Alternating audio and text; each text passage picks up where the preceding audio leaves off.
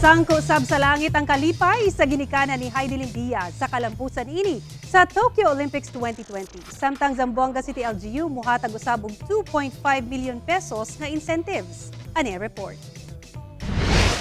Ilabihan ang kalipay sa kabanay ni Heidelin Diaz sa Barangay Mampang, Zamboanga City tungod sa nakabot niining gold medal alang sa women's weightlifting 55 kg event sa Tokyo Olympics 2020.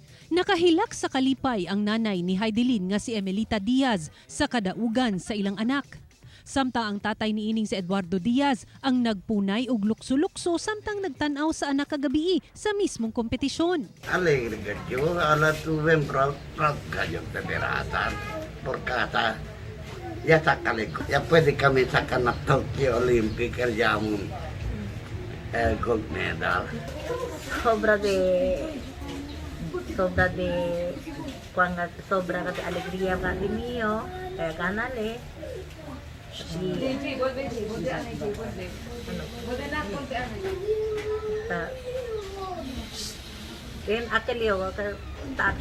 Sobra nervyos kumigo.